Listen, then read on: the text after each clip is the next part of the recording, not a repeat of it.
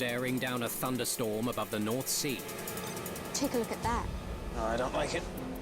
A modern turboprop is struck by more than 1,000,000 volts. After the lightning strike, you're obviously looking to see, have we been damaged? Damn it, the plane's not responding. Help me pull. You can fly an aircraft without a compass. You can fly an aircraft without a radio. Mayday. We've been struck by lightning and are having control difficulties. But you can't fly an aircraft without functioning controls. But investigators can't figure out how lightning could have caused the plane to behave the way it did. Look at that. I mean, the elevators are trying to get the nose to pitch down instead of up.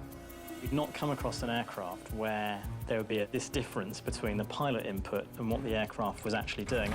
Oh, no! We're dropping! They were so distracted by that, they failed to see what was really going on.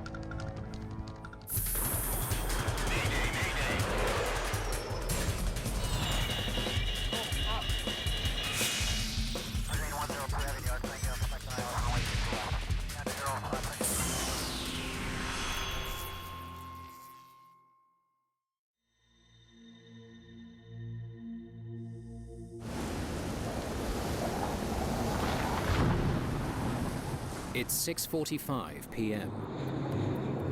Loganair Flight 6780 cruises over the North Sea near Scotland.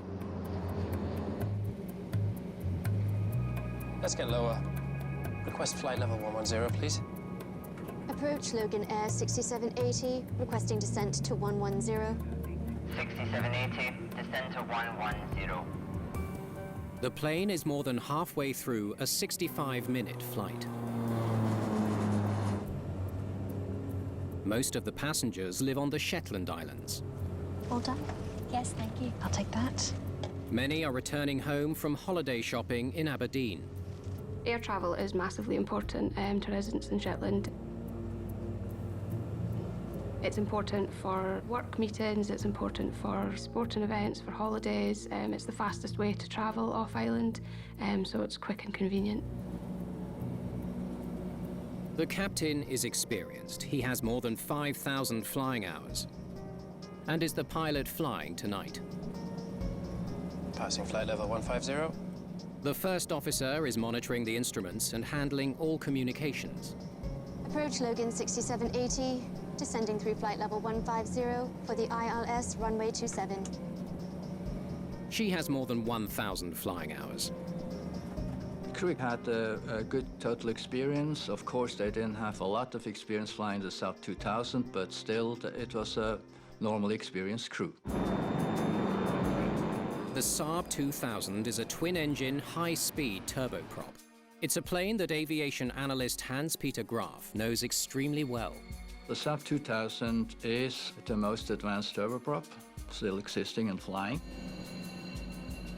It has a jet-like performance paired with low fuel consumption. And it had real good performance to fly in and out of mountainous terrain. They're traveling north from Aberdeen, Scotland, to Sombra on the Shetland Islands, a remote archipelago prone to winter squalls and even hurricanes.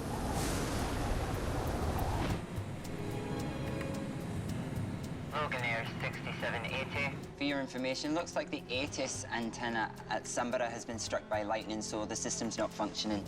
I'll update conditions when I get them. Okay, thanks for the update. There's been a lot of that so far this winter. The ATIS, or Automatic Terminal Information Service, provides pilots with continuous broadcast of essential information. It broadcasts weather and airport information every 30 minutes, on which the pilots will base their approaches and landings. Why don't you tune ATIS in anyway? Sombra Information Tango. Winds 290 at 34. Gusting 47. Visibility. Guess it didn't get fried after all. Gusting 47. It's gonna get a bit rough on the way down. The winds at Sombra Airport are blowing up to 47 knots, 54 miles an hour. The crew will be facing strong gale force winds while landing.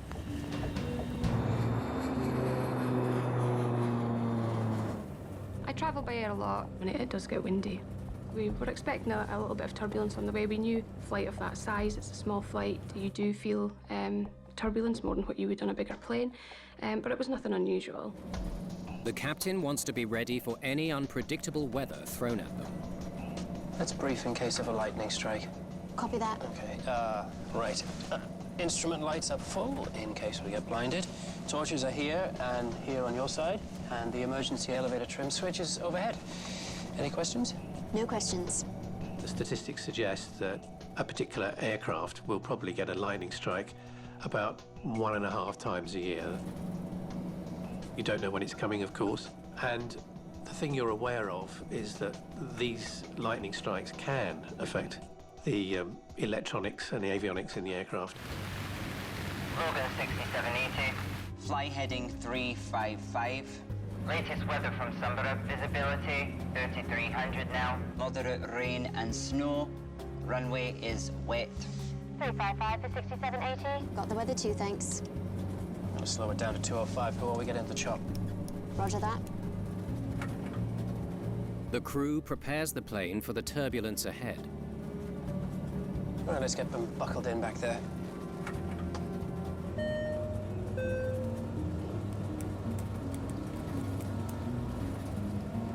"16 miles from Sunborough Airport, Flight 6780 turns onto its final approach to the runway.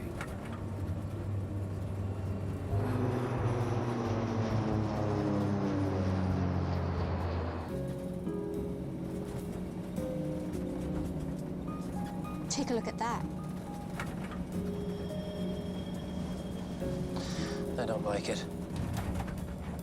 There's some bad weather developing off the end of the runway. Approach Logan 6780. There's a big storm cell on radar just off the runway. We might need to discontinue. 6780. Roger. Let me know.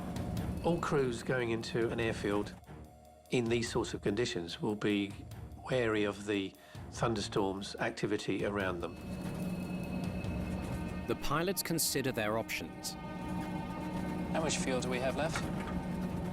2,500 kilos. You want to head back to Aberdeen? Let's circle. Make another attempt. They abandoned the approach when they saw a lot of precipitation on their weather radar just ahead of them. Updrafts, downdrafts, wind shears, which are not predictable. So you better go around and wait or divert to another airport. Logan 6780. We're going to circle around, turning 180 for now. 6780. Understood. Maintain 2000. He obviously made the decision that at that time he would just turn away from the airfield and probably allow that weather to pass through and then have another approach.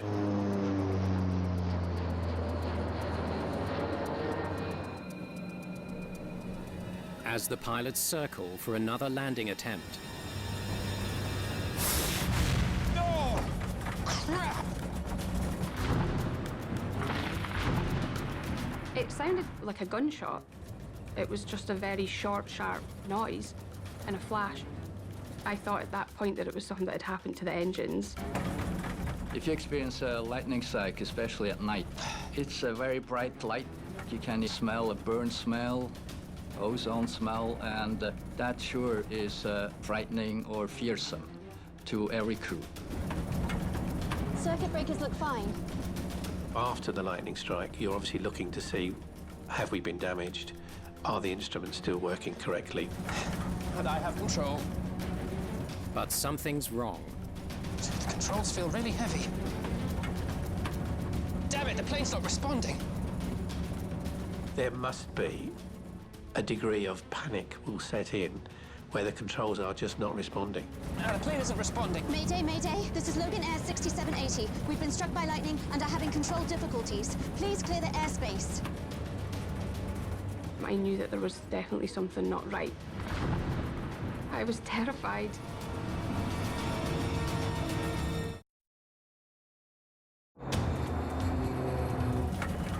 Logan Air Flight 6780 is in distress 2,000 feet above the North Sea. Mayday, Mayday. This is Logan Air 6780. Please clear the airspace. 6780. Copy. If you can, souls on board and fuel remaining. 33 souls on board. 2,500 kilograms of fuel. Copy. All options are available. Do you want to land or divert? Without knowing what's wrong with the plane, It's really fighting me. it's too risky to attempt landing in a storm at Sumbra Airport. We should divert back to Aberdeen. Better conditions. Agreed. Aberdeen Airport is 190 miles away. Let's try climbing to 4,000. 6780, we're going to divert back to Aberdeen. Something's wrong. I can't get the plane to climb. How's your side?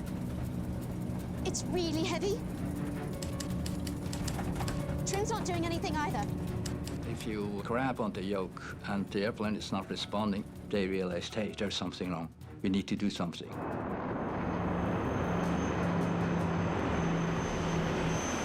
Finally, the crew catches a small break. Altitude is increasing. Keep on it.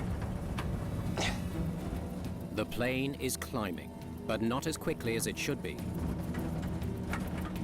The elevators might be damaged. In 2 minutes, the plane has barely climbed 2,000 feet. The first officer worries the lightning strike may have disabled their instruments. Aberdeen, 6780. What's our altitude? I show you approaching 4,000 feet. But the controller is getting the exact same readings as the crew. We're really not going anywhere fast. Pull! I'm almost all the way back. Let's face it, you can fly an aircraft without a compass, you can fly an aircraft without a radio, but you can't fly an aircraft without functioning controls. And then the unthinkable happens. Oh, no!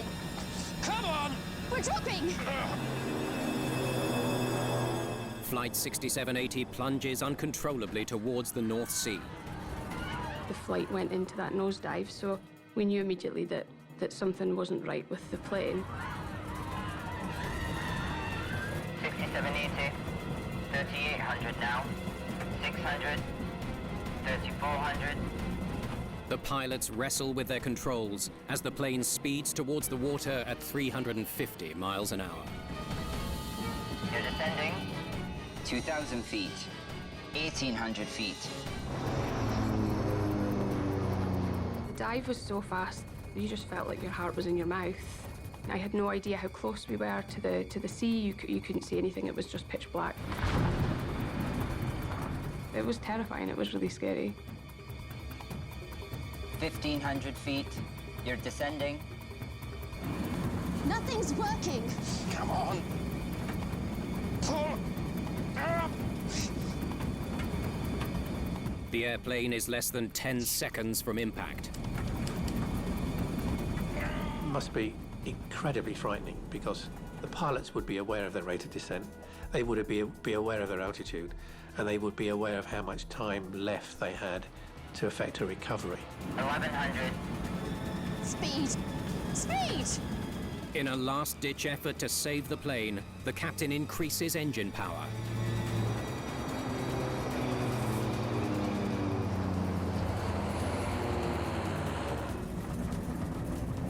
We're climbing. So increasing the power may increase the amount of airflow over the wings and give you a little bit more lift to allow the aircraft to pull out of its descent. We were traveling at such a speed that when the plane started pulling up again, it was a kind of a sensation of being on a roller coaster. It was definitely a relief to start climbing after that nose pitch. The pilots have avoided near catastrophe. But now they need to get their plane back to Aberdeen safely. In the moments after that, we had a period of just terrible turbulence, the worst turbulence I've ever experienced. The man behind me started vomiting. Everybody was the flight was quite quiet though. It was kind of eerily quiet. Requesting flight level 240. 6780. Roger. Climb and maintain 240. The controls are working better now.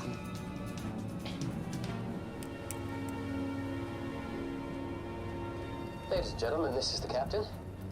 It was at that point the pilot came on and told us we'd been struck by lightning and we were heading back to Aberdeen.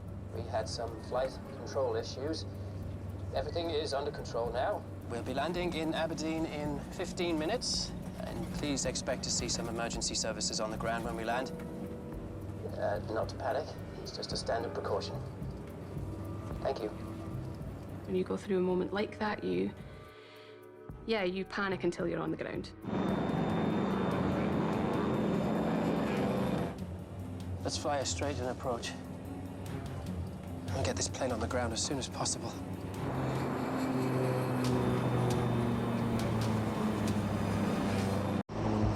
The pilots of Logan Air Flight 6780 are on final approach to Aberdeen Airport.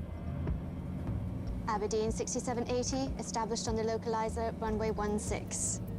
Not knowing which instruments they can trust, the pilots carefully configure the plane for landing. Flaps 35. Flaps 35.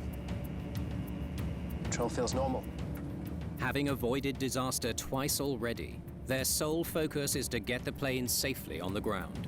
130. Speed looks good. Decision height. Runway in sight. Continue. The pilot came on and told us we'd be expecting a normal landing, but the emergency services would be on the runway. We weren't to be alarmed if we saw the lights.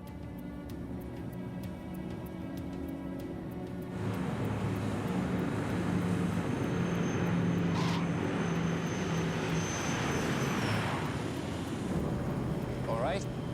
50 knots, coming out of reverse. Check. The landing was smooth in Aberdeen. I was just glad that we were on the ground. Happy to be on solid ground. Me too. I burst out into tears. It was relief more probably than anything. A little bit of shock probably too.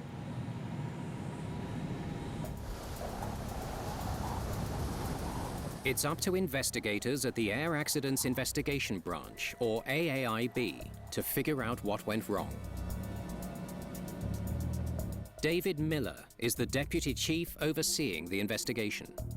I decided that this would be a full investigation because of the closeness this aircraft came to disaster. We then dispatched a small team of investigators to the operator's base to interview the crew and to examine the aircraft. Very quickly, the flight data and cockpit voice recorders are recovered from the Saab 2000. Great work. Let's hope they can provide some answers. Let's hope. The normal process for an investigation is the investigators take the recorders, the cockpit voice recorder and the flight data recorder, bring them back to the laboratories and recover the data. Looks to be in pretty good shape. Unusually so, yeah.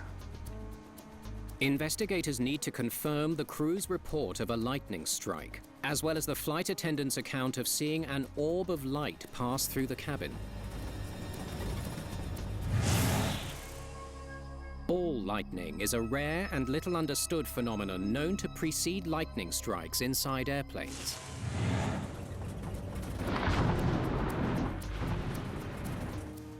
Right. Well, there's no damage on the wingtip. A lightning can strike more or less anywhere on an aircraft, but it tends to strike on the leading edge of the wings, on the radome at the front of the aircraft.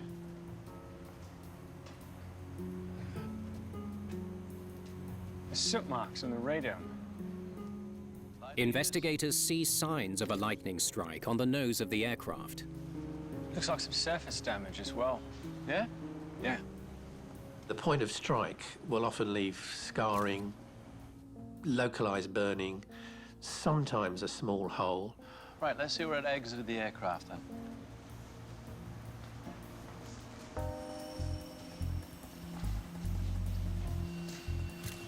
Elevators look fine.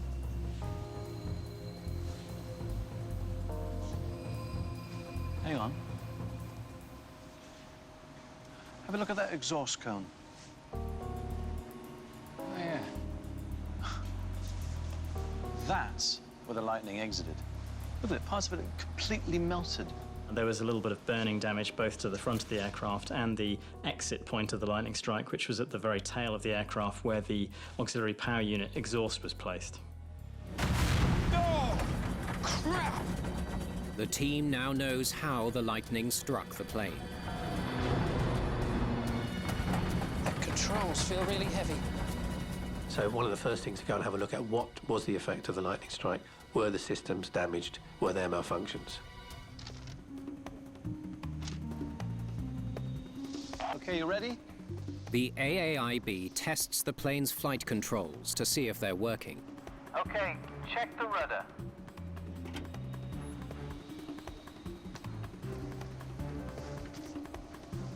Looks good. How about the elevators?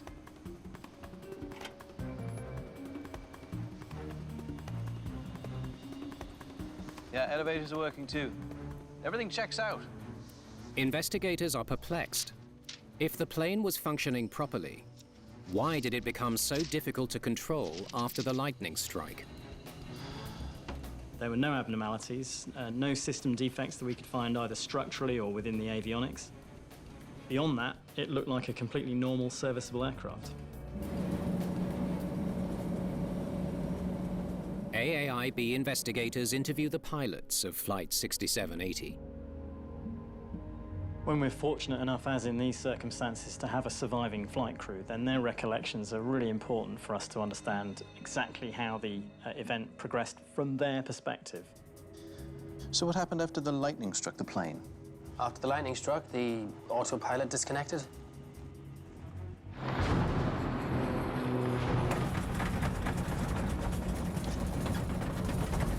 I have control. The crew of the aircraft became aware fairly shortly after the lightning strike that the aircraft wasn't responding as they expected to their flight control inputs. And then what happened? Well, we had control issues. Plane wouldn't climb. We tried everything, and the plane wasn't responding. The pilot flying was finding that he was having to put an increasingly strong backward effort on the control column to raise the nose of the aircraft. I can't get the plane to climb. How's your side? It's really heavy. Trim's not doing anything either. The aircraft wasn't responding the way that he expected. And then? And then we entered a steep nosedive. And the control issues continued.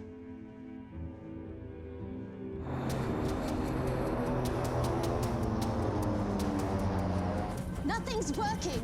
Come on. Pull. Speed! Speed!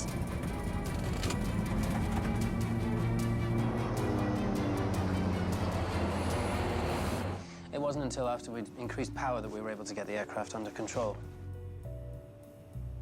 Oh, really? Why did the crew believe that they had control restrictions and control problems when in fact testing of the aircraft showed that there were no faults?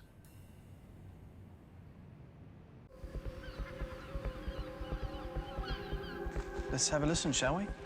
Puzzled by the crew's account of the incident on board Flight 6780, investigators turn to the cockpit voice recorder for answers. It will answer many questions as to why things were happening the way they were and how the crew were working together and interacting together. Aberdeen Ground 6780, taxiing on Whiskey for parking stand 7. But something's not right. Aberdeen? Now, this is from when they landed back at Aberdeen. Right, can you stop it and go back to the top and play the game, please? Aberdeen Ground 6780, taxiing on Whiskey for parking stand 7. That's all there is. Well, that's not going to help us very much now, is it? The CVR has recorded over the critical moments of the flight. It's a major setback for the investigation. We discovered that the cockpit voice recorder, which only lasted for 30 minutes, has been overwritten by subsequent events. So there was no record of the crew conversation and how they interacted with each other. And so you have to look elsewhere for the information.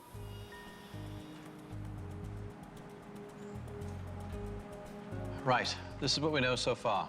The lightning struck, the autopilot disconnected, they had control problems. Then, the plane did a nosedive. Well, let's review the data. Will the data recorder provide the answers they need to solve this case? Flight data recorders often add a level of detail that simply can't be gained from the witnesses themselves. And crucially, quite often the information that's gathered from a recording device offers a slightly different perspective to what we might get from personal recollections. Stop. This is where the lightning struck at 2,000 feet. Right, and then for the next 2.5 minutes, there's a slow, uneven climb to 4,000 feet. And then they are in a very steep nosedive for 20 seconds towards the North Sea. That's 9,500 feet per minute. Investigators are struck by how close the flight came to total disaster. It was 7 seconds from plunging into the sea before they finally managed to pull out at 1,100 feet. The aircraft had a very high rate of descent in the moments before it reached that height, and so we were really very close to a very serious accident. What were the pilots doing to recover from the dive? Look at the control column data. Right after the lightning struck, the crew pulled back on the control column to pitch the nose up. I have control. Controls feel really heavy. Look at the line. I mean, they're having a very difficult time getting that plane to climb. We know from the data that the aircraft climbed to around about 4,000 feet. The pilot was finding that he was having to put an increasingly strong backward effort on the control column to raise the nose of the aircraft. And the aircraft wasn't responding the way that he expected. The FDR data confirms the pilots were tackling a control problem. But why? The captain said they were also applying pitch trim. Pitch trim moves the tail elevators up and down to maintain the pitch of the aircraft. Could we take a look at the pitch trim data, please? Right. Investigators make a puzzling discovery. Look at that. And the elevators are trying to get the nose to pitch down instead of up. After the lightning strike, some unknown force was fighting the pilot's inputs to both the control column and the pitch trim. It's very difficult to imagine what, let's say, an 80-pound force feels like. Normal control pressures are much, much lower than that, in the order of a sort of 10 to 20 pounds. So an 80-pound pull is really extraordinary and very difficult to maintain. Something's wrong. I can't get the plane to climb. How's your side? It's really heavy. Trim's not doing anything either.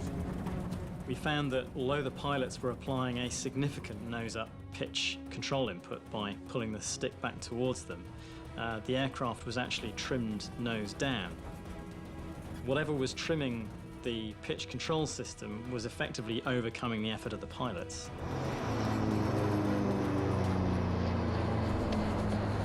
The crew said the lightning struck, the autopilot disconnected, and then they had control problems. Right. Could we take a look at the autopilot data, please? Finally, the team zeroes in on the answer. The autopilot was on almost the entire time. The pilots themselves were very clear in their recollection that it had disengaged. All of the evidence we had indicated that the autopilot had in fact remained engaged. It's no wonder the pilot had control problems. The autopilot was set to keep the plane at 2,000 feet. Right, and whenever the pilots tried to get the plane to climb, the autopilot would engage and bring the plane back down. Back to its assigned altitude. Investigators discover that after the lightning strike, the pilots were in a tug of war with the plane. I can't get the plane to climb. How's your side? It's really heavy. So we then had to look at why did the crew misunderstand the status of the aircraft. The AAIB contacts the captain of Flight 6780 to better understand why he thought the autopilot disconnected, when in fact it hadn't. The Saab 340. Okay, thanks. He said he assumed the lightning would disable the autopilot. The team learns the pilot trained for lightning strikes on another airplane, the Saab 340. To change from Saab 340 to the Saab 2000, you can say it's like changing from a motorbike to a bus. All systems are different. Performance is different. You're flying a totally different airplane.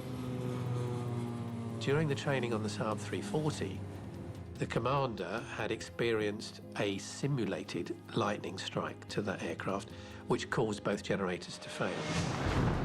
And in doing so, would cause the autopilot to disconnect. And I have control. So when the lightning strike happened for real, his first thoughts were, the autopilot has failed. The controls feel really heavy. I must control the aircraft myself. And in fact, the lightning strike had had minimal effect on the aircraft. Would you pull up the control data column again, please? If the lightning didn't disconnect the autopilot, investigators wonder why it remained engaged for more than 2 minutes as the pilots struggled with the controls. Wouldn't the force applied to the control column and the pitch trim have overridden the autopilot? Now, in most aircraft, if the pilot intervenes on the controls and tries to apply a force against the autopilot is designed to disengage. One way of thinking about this is to imagine you're driving down the highway in a car on cruise control, and you're getting close to a car in front of you, so you press the brake. And what you expect to happen is for the car to slow down. You don't expect the cruise control to oppose the brake and add more power to maintain 65 miles an hour. But that's essentially what was happening in this case.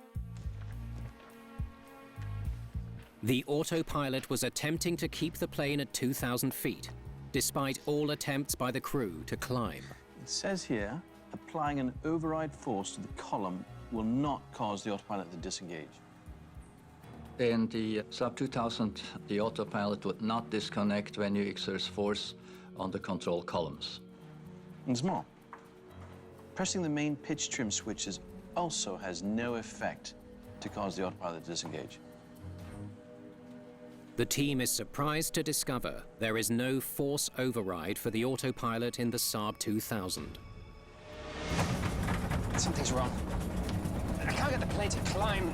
One thing the pilot would have done is, as he pulled back, feeling the force on the control column, he would have used the switches on the control column to apply trim in the appropriate way. How's your side? It's really heavy. Trim's not doing anything either. But when the autopilot's engaged, in this model of aircraft, the trim switches are inhibited. So no matter how much they've selected those trim switches, they were having absolutely no effect. Investigators soon discover that the Saab 2000 is unique. Look at that. Yeah. It's one of the few planes in existence that doesn't have an autopilot override. Every plane has an autopilot override function, except for the Saab 2000.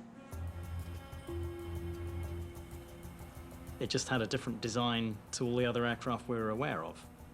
And really to discover that the autopilot had greater authority than the human pilots was a bit of a revelation for us. It still doesn't explain why the crew didn't know the autopilot was on almost the entire time. Wouldn't there be some sort of indicator in the cockpit? Yeah, I'll show you. Look over here. When the autopilot is connected, that will be a green AP. Well, what does the control panel look like when the autopilot goes off? Like this.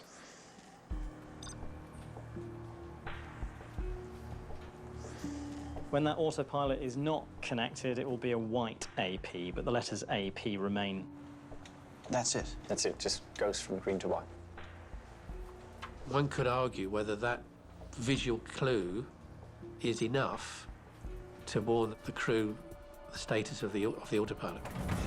And I have control. It's not as if the AP disappears when it's not engaged and appears when it is engaged. Oh, no! Come on! We're dropping! But all we have here is a colour change between green and white, and that sometimes is very difficult to perceive when you're in a high-stress situation.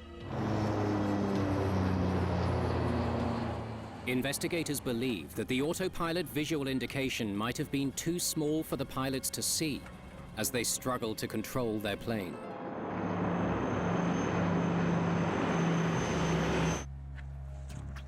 Surely there would have been oral warnings. Yes, right here. It says the plane's computer would have sounded a caution chime.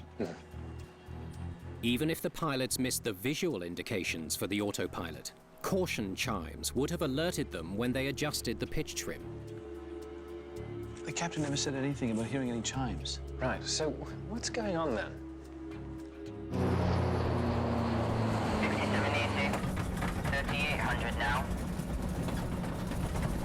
If they are trimming against the autopilot for more than 10 seconds, a chime will announce to say that there is a pitch mistrim situation.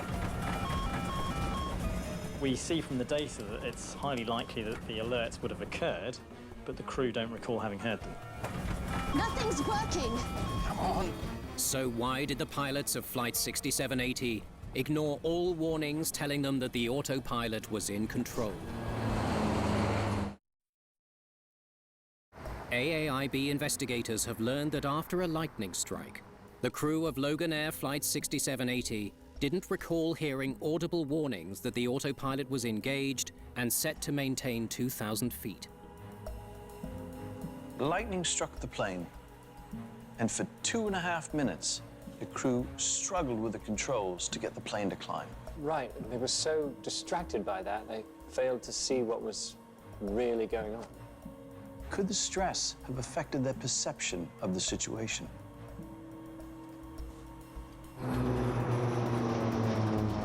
We have to bear in mind, of course, this was at night, in turbulent, poor weather, heavy rain. And the lightning strike would have been really quite bright, and the noise would have been alarming. So it's sort of understandable that their performance was degraded because of the stress situation. But I have control. A couple of things happen when we get stressed. We tend to focus on fewer and fewer things, and we tend to not notice the other things. And that can be either visual cues or auditory cues. So we get what's called cognitive tunneling, and one aspect of that is inattentional deafness. So an alert might occur, but we might not hear it. It's very difficult for a crew to break the vicious circle of cognitive tunneling, where they're concentrating on one event and not looking at the bigger picture. The controls feel really heavy. But if the pilots were suffering from cognitive tunneling, how were they able to regain control of the plane?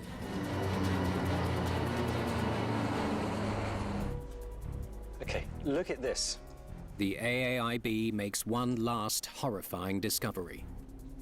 The only reason the autopilot ever disengaged was because of a random glitch in the plane's computer system. The reason for the disconnection was that there was a momentary loss of data to the air data computer. And we know that's one of the conditions that would cause the autopilot to disconnect, and that's what caused it to disconnect in this case. Had the autopilot disconnected more than 7 seconds later, the airplane would have gone into the ocean in a dive at over 300 knots. This wasn't a fatal accident by pure luck. Investigators believe they finally understand what caused the terrifying incident on board Loganair Flight 6780.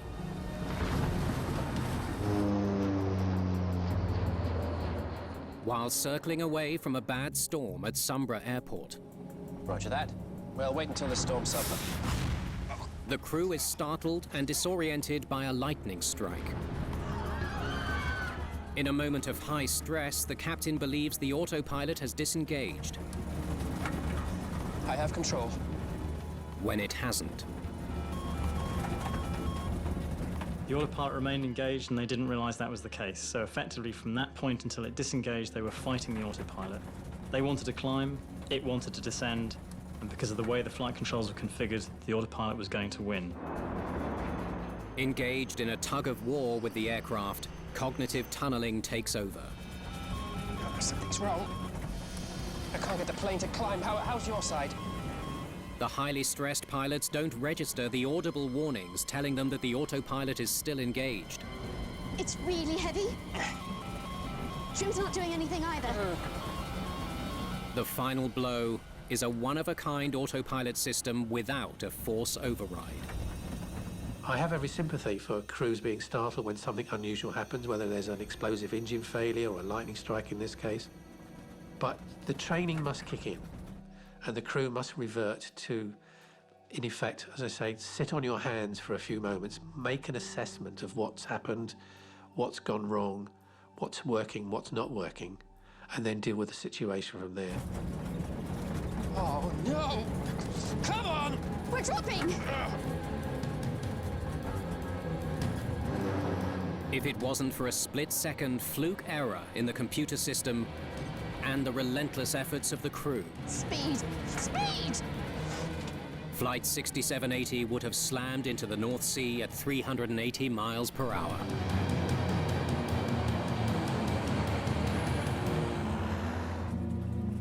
I would say I was a nervous flyer for a couple of years. So I've just kind of gone through the motions of sort of building myself up to knowing that it's going to be fine. The final report recommends several safety changes to the autopilot system. We then made recommendations looking at how aircraft could be certified in future to make sure that no future design could be certified where neither operation of the control column nor operation of the pitch control switches would result in disconnection of the autopilot. For investigators, the lessons of Loganair 6780 go beyond this one near tragedy. We can only go so far in educating human operators in how a system works. Ultimately, we have to recognize that they will behave instinctively, particularly when under stress. That's the real challenge for the future of automated systems.